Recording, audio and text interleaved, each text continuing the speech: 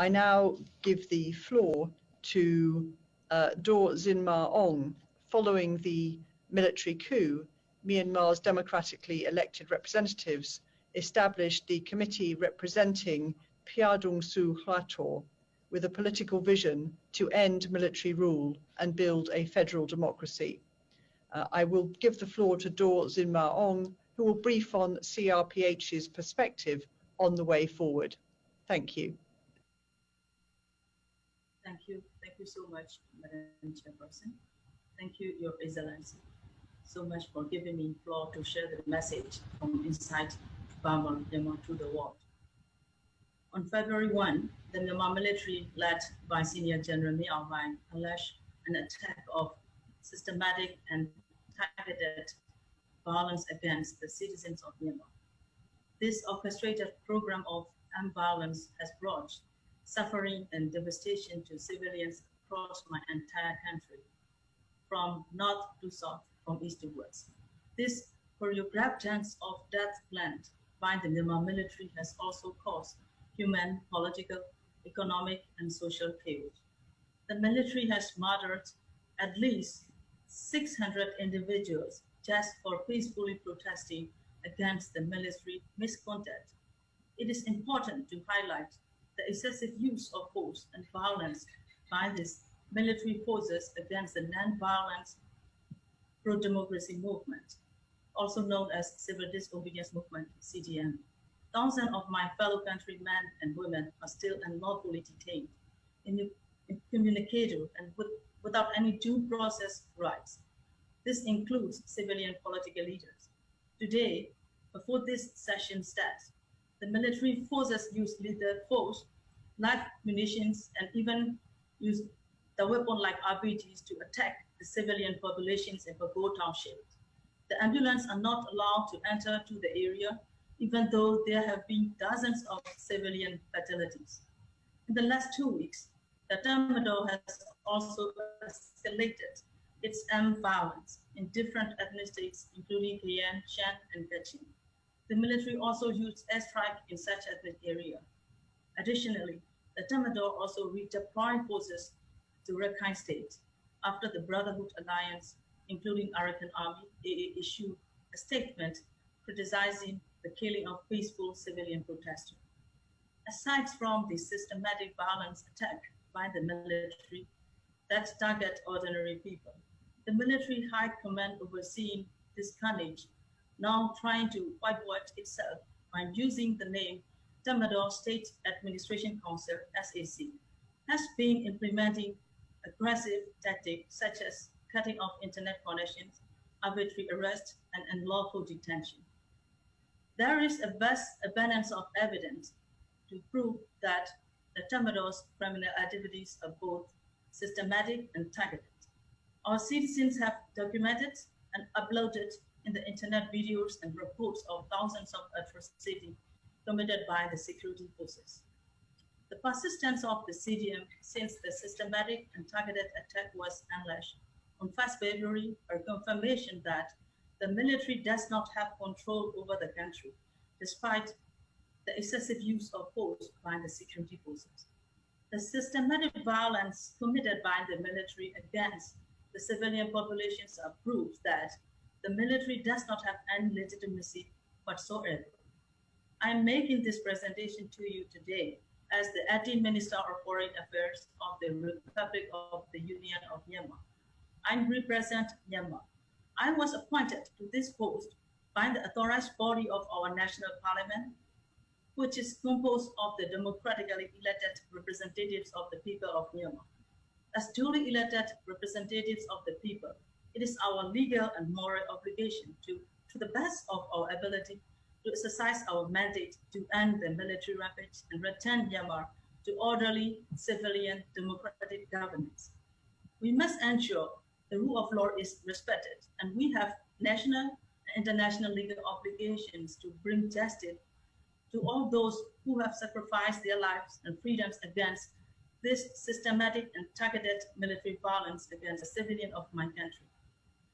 Failing to convene in person on February 1, due to the planned military violence, we, the elected members of Parliament, took our oath of office and convened online.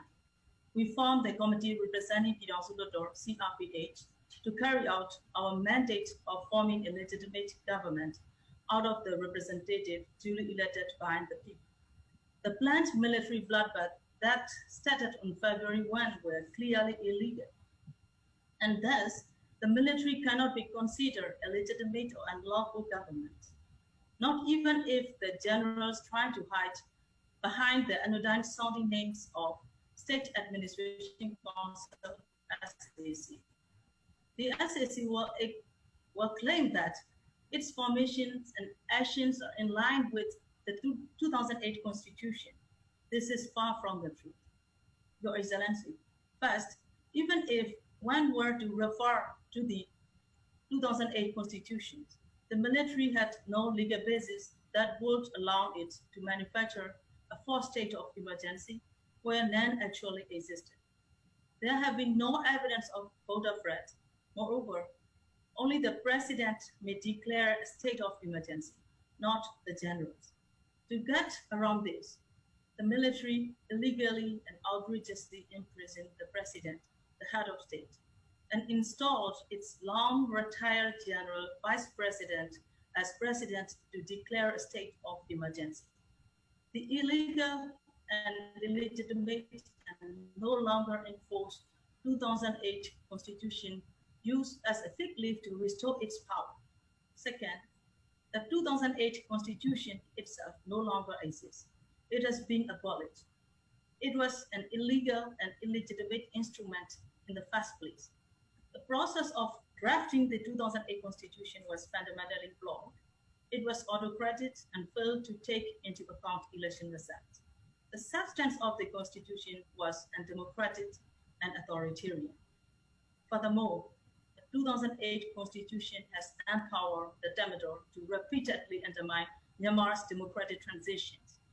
Now, future is in our hands to establish Federal Democratic Union. On 1st April 2021, we have launched the Federal Democratic Charter, which outlines our commitment to ending the bloody campaign by the military against its own civilian populations that it is meant to be protecting, and towards building a new Federal Democratic Union of Myanmar based on the following values. 1. Democracy rights, gender equality, and basic human rights. 2. Equality and self-determination. 3. Collective leadership. 4. Diversity, social harmony, solidarity, and non-discrimination. And 5. Protections of minority rights. It is of paramount importance to highlight the fact that the Charter is a fundamental political pact which outlines the roadmap of the state-building process and future peace process of Myanmar. All stakeholders such as CRPH, ethnic organizations, political parties, leaders of CDMs, and civil society organizations drafted, discussed, and ratified the Charter. As such, the Charter is a product of collective leadership and reflects the collective interests of the people of Myanmar.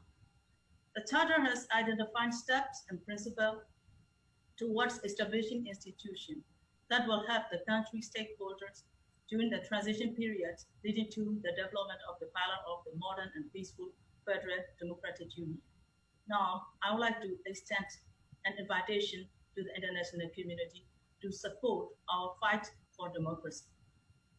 Firstly, we recognize the reservations of the international community in terms of direct physical intervention to stop the military systematic and targeted violence against the people of Myanmar and against the democratic forces.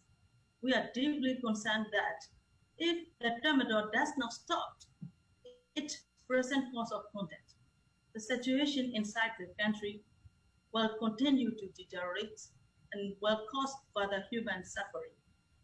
This would inevitably instigate economic instability and potentially leads to massive refugee outflows across Myanmar border and into the wider region.